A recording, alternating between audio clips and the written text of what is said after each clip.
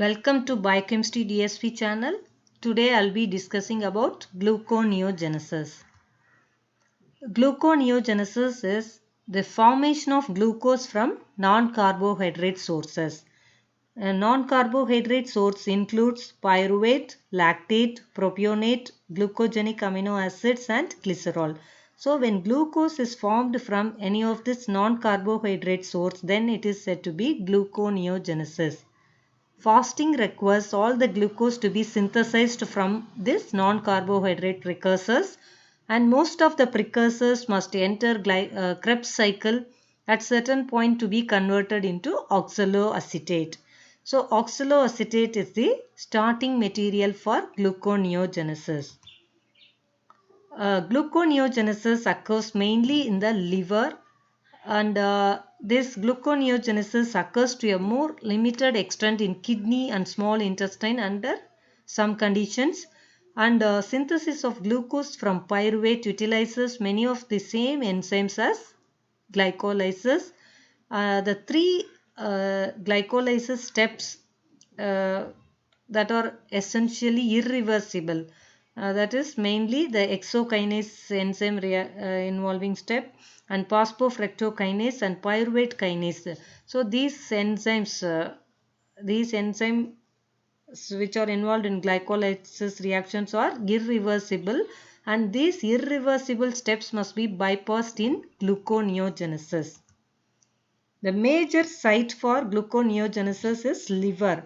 So 90% of gluconeogenesis occurs in the liver, and only 10% will that is the minor site, kidney. 10% will occur in kidney and very little in the brain and muscles, skeletal muscles and heart. Formation of glucose from pyruvate. So the first precursor to form glucose from non-carbohydrate resources, pyruvate. So we have seen about most of the resources which serve as non-carbohydrate source for gluconeogenesis are pyruvate, lactate, propionate, glucogenic amino acids and glycerol. So the first precursor is forming glucose from pyruvate. So here it involves both gluconeogenesis and glycolytic pathways. 7 steps are shared between the glycolysis and gluconeogenesis. 3 essentially the irreversible steps must be bypassed in gluconeogenesis process. In gluconeogenesis, the 3 reactions should be bypassed by a set of separate enzymes. So there are various enzymes which are required to bypass these 3 irreversible steps of glycolysis. So mainly the irreversible step is in glycolysis is conversion of phosphoenol pyruvate to pyruvate. So if you convert this pyruvate again into phosphoenol pyruvate, the step will become reversible step. So first, so this one, the step in glycolysis, that is the final step, conversion of phosphoenol pyruvate to pyruvate with the help of the pyruvate kinase. That is the irreversible step in glycolysis. So I have to reverse this step.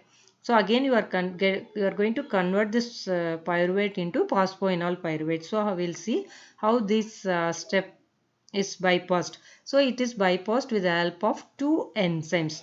So the first enzyme which is involved to bypass to convert this pyruvate into oxaloacetate. Okay, so first pyruvate is formed in the cytosol, so it has to enter the mitochondria to be converted into oxaloacetate. So pyruvate is converted into oxaloacetate with the help of the enzyme called pyruvate carboxylase. Okay, so pyruvate carboxylase is the enzyme which convert pyruvate to oxaloacetate. Then this oxaloacetate will continue the TCA cycle to produce malate. Malate can enter out. Okay, it can migrate out from the mitochondrial matrix and it will come to the cytosol, where again it is with the help of the enzyme malate dehydrogenase in the cytosol, it gets converted into oxaloacetate. Then from oxaloacetate we can get back the phosphoenol pyruvate with the help of the enzyme called phosphoenol pyruvate carboxykinase. So that's a step here. Okay, you are getting back the we are getting conversion of this pyruvate into phosphoenol pyruvate with the help of the enzyme called phosphoenol pyruvate carboxykinase. So this takes with the help of two enzymes, pyruvate carboxylase, which is present only in the mitochondria, and another enzyme is phosphoenol pyruvate carboxykinase, which will again convert the formed oxaloacetate in the cytoplasm once again into phosphoenol pyruvate. Then the other irreversible steps in glycolytic pathway is conversion of fructose 6 phosphate into fructose 1,6 bisphosphate, which takes place with the help of the enzyme called uh, phosphofructokinase. Okay, that is a irreversible step in glycolytic pathway. So you have to again convert that fructose 1,6 bisphosphate into fructose 6 phosphate with the help of an enzyme called fructose 1,6 bisphosphatase. Then the final irreversible step is converting glucose 6 phosphate into glucose. This can be done with the help of the enzyme called glucose 6 phosphatase. So these are the irreversible steps involved in glycolysis. So when you reverse these three steps, you can synthesize glucose from pyruvate. So that's the first formation of glucose from pyruvate reaction. So this conversion of pyruvate to phosphoenol pyruvate requires two enzymes to bypass the pyruvate kinase step. It involves pyruvate carboxylase, which is present only in the mitochondria, and the other enzyme phosphoenol pyruvate carboxykinase is present in the cytosol. So see the reaction, both are taking place in different sites. So first step is taking place with the help of the enzyme pyruvate carboxylase in the mitochondria, and the second the other step is catalyzed by the enzyme phosphoenol pyruvate carboxykinase, which is present in the cytosol. So pyruvate which is formed in the cytosol, okay, pyruvate which is formed in the cytosol now enters into the mitochondria, where this pyruvate enters into mitochondria where it is carboxylated. This is the first step, okay. This is carboxylated in the presence of the enzyme called pyruvate carboxylase to be converted into oxaloacetate in the mitochondria with the help of the enzyme. So pyruvate has been converted into oxaloacetate in mitochondria with the help of the enzyme called pyruvate carboxylase. Now this oxaloacetate will continue the TCA cycle to be converted into malate. Okay, it will continue the TCA cycle and it will continue till malate. Malate, with the help of malate transporter shuttle system, it can migrate from the mitochondrial membrane to cytosol. So it will come out to cytosol, and this malate can be once again converted into oxaloacetate in the form with the help of the enzyme called malate dehydrogenase, which is present in the cytosolic side. So for this reason only we are converting pyruvate which is present in the cytosol to oxaloacetate, because oxaloacetate is present in the mitochondria. So we have to bring back that oxaloacetate into cytosol. So we are converting pyruvate into oxaloacetate. This will continue the TCA cycle to be converted into malate. Malate comes out to cytosol, and once again it will gives back the oxaloacetate in the cytosolic side. Now this oxaloacetate can be converted into, it will in the presence of the enzyme called phosphoenol pyruvate carboxykinase. This enzyme is present only in the cytosol. So this will remove a carbon dioxide, CO2 is removed, so that oxaloacetate can be converted into phosphoenol pyruvate. See now this irreversible step, that is when you consider that glycolytic step, the conversion of phosphoenol pyruvate into pyruvate is a irreversible step. Now we have got back this phosphoenol pyruvate with the help of these two enzymes, pyruvate carboxylase and phosphoenol pyruvate carboxykinase. So with the help of these two enzymes, we were able to reverse the step of phosphoenol pyruvate into pyruvate by pyruvate kinase. Okay, that is a irreversible step. Now pyruvate has once again been converted into phosphoenol pyruvate.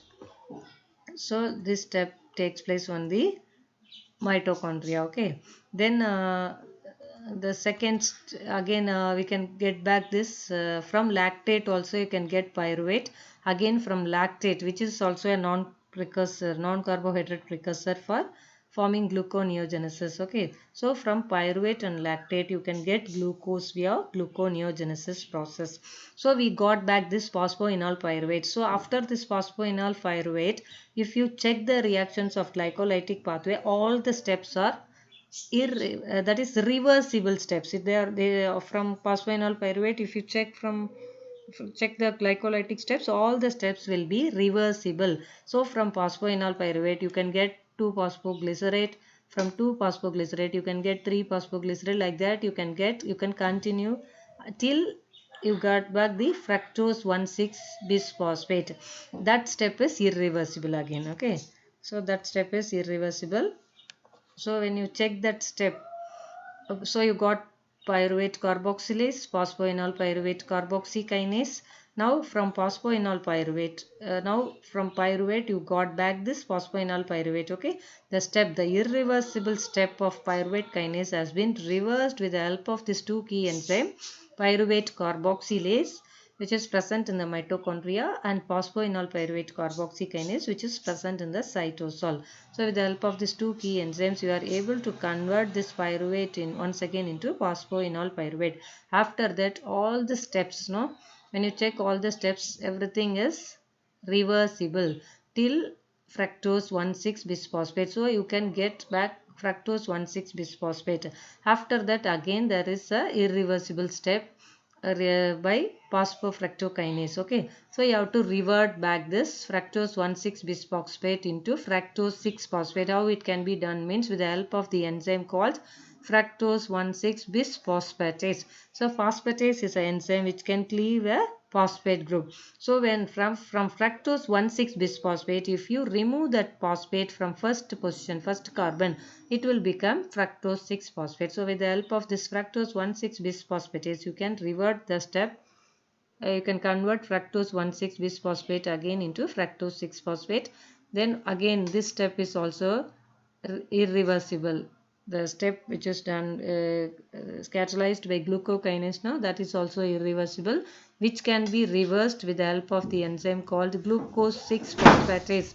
So glucose 6 phosphatase will remove phosphate from sixth carbon of glucose. So glucose 6 phosphate can be converted into glucose. So we got glucose. We have synthesized glucose from pyruvate to pyruvate. Okay, from pyruvate you are able to synthesize glucose. The same way from lactate also you can get back this glucose. So this is how you can you can synthesize glucose from pyruvate and lactate. So while numbering this gluconeogenesis pathway, you have to number from pyruvate. So pyruvate to oxaloacetate will become the number 1. Okay, you should not number from glucose to glucose 6 phosphate as number 1.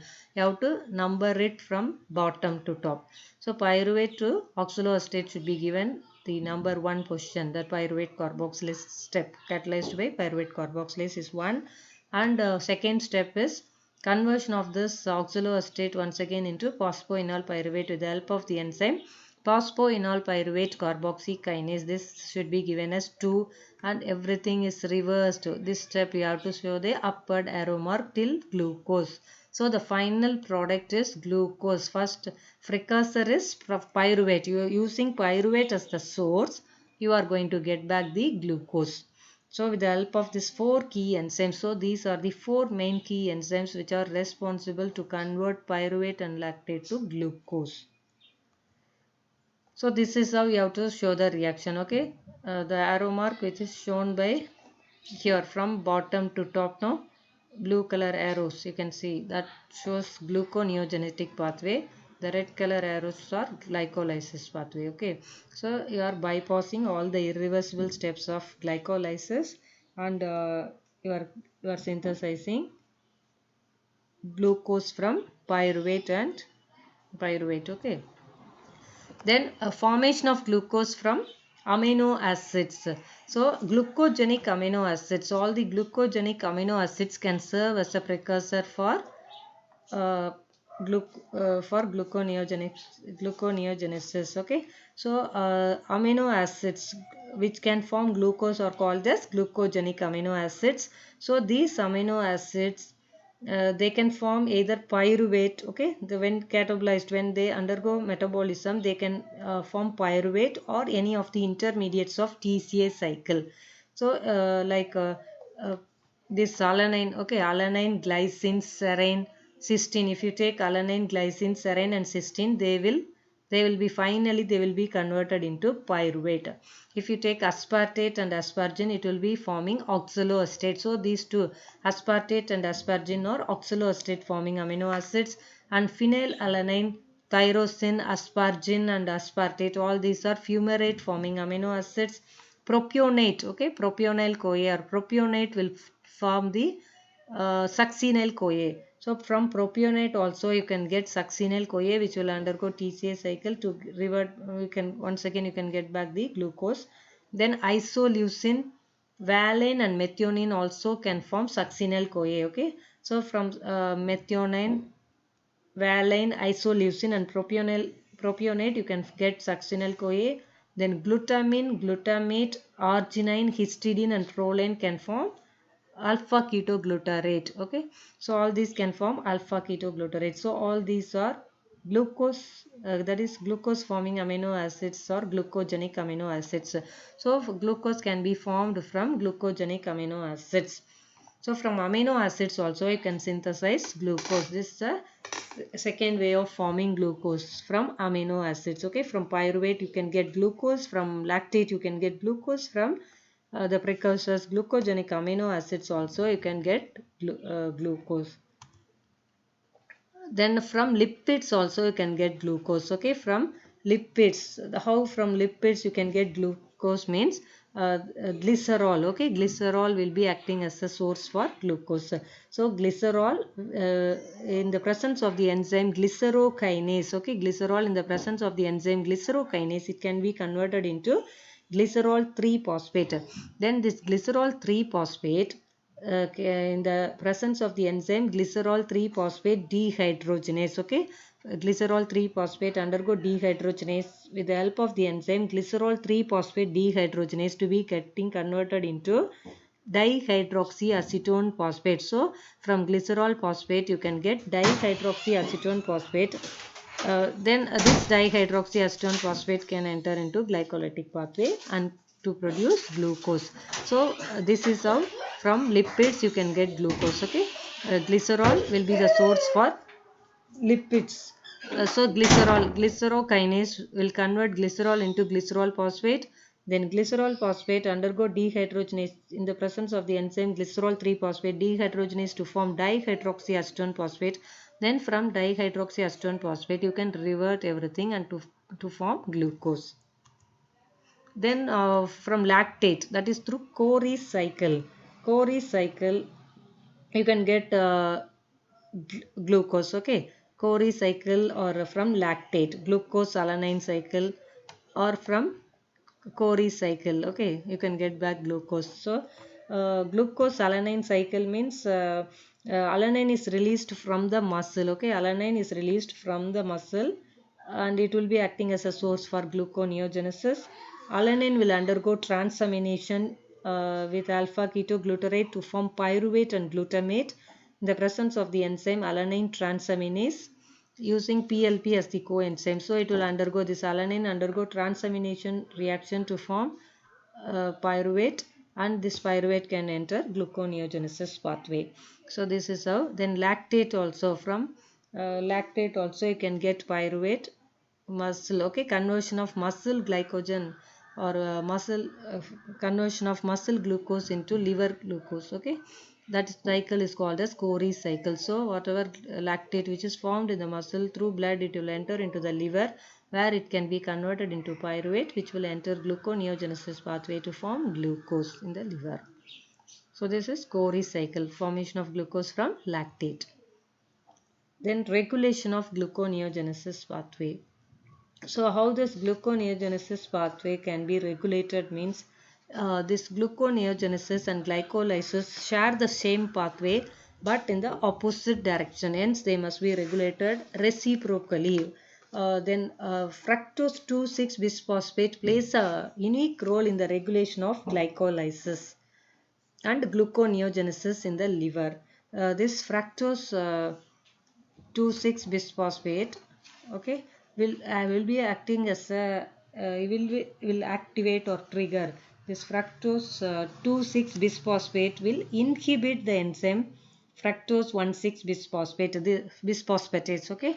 Fructose 1,6 bisphosphatase enzyme is there. This fructose 1,6 bisphosphatase enzyme will be inhibited in the presence of this substrate fructose 2,6 bisphosphate, whereas that is, it will inhibit the glyconeogenesis pathway. Presence of fructose 2,6 bisphosphate will inhibit gluconeogenesis pathway by inhibiting the enzyme fructose 1,6 bisphosphatase.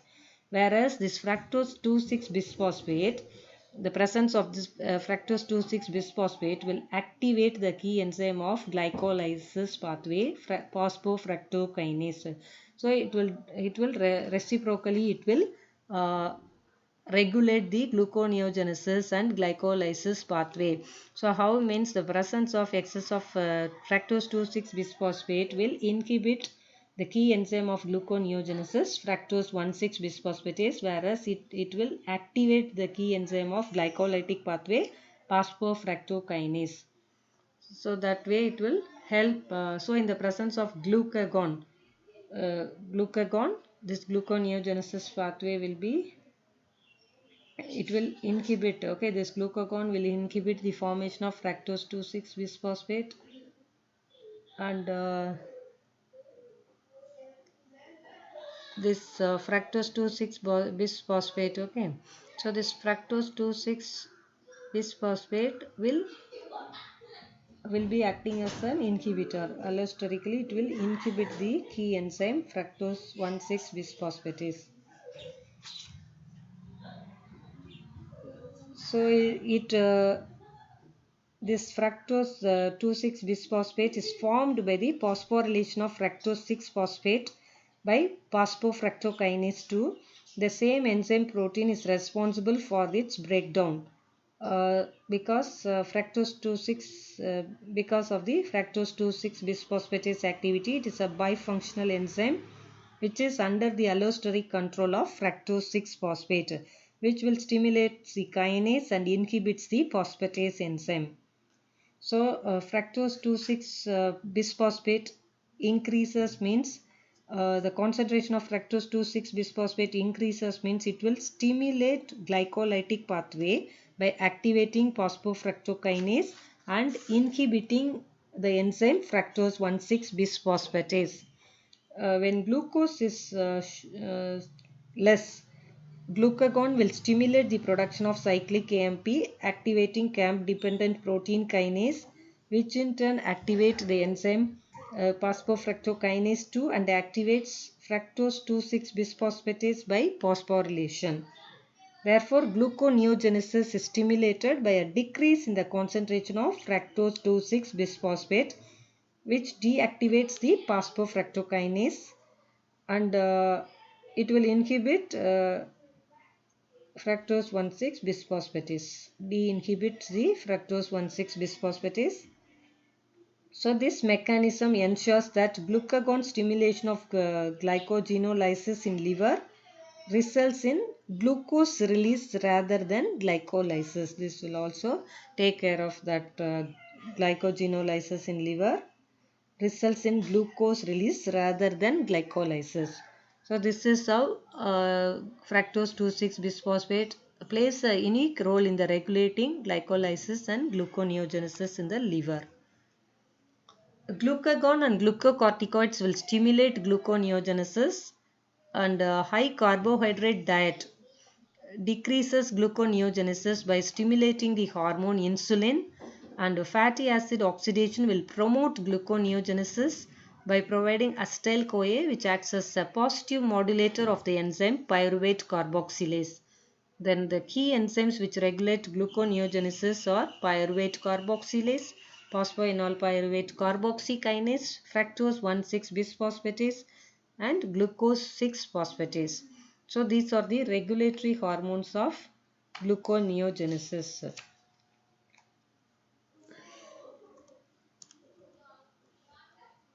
So the significance, the biomedical significance of this gluconeogenesis pathway is glucose is synthesized from non-carbohydrate sources. This gluconeogenesis will meet the needs of the body for glucose when carbohydrate is not available in sufficient amount from the diet or from the glycogen reserves. So whenever glucose is necessary, that is a continuous supply of glucose is necessary for the brain and for the RBC cells. So failure of this gluconeogenesis is usually fatal. Hypoglycemia can cause brain dysfunction which can lead to coma and death. So this gluconeogenesis is a major pathway which regulate the blood glucose level, and it can also, so it can form new glucose from non-carbohydrate sources to supply continuous supply of glucose for this RBC cells and brain cells. Then this gluconeogenesis pathway can proceed from triacylglycerol also. Fat in the form of glycerol. Fat can undergo hydrolysis to form glycerol and fatty acid. This glycerol can, in the presence of the enzyme glycerokinase, it can be converted again into glucose. So from fat also you can get, it is possible to get glucose via gluconeogenesis pathway. During starvation, when all the hepatic glycogen reserves are depleted, new glucose is synthesized only by gluconeogenesis pathway, which is very essential to maintain the normal blood sugar level. So these are the significance or biomedical importance of gluconeogenesis. And fructose 1,6 bisphosphatase deficiency will cause lactic acidosis and hypoglycemia. Thank you for watching this video. Subscribe and support the channel by Chemistry DSP.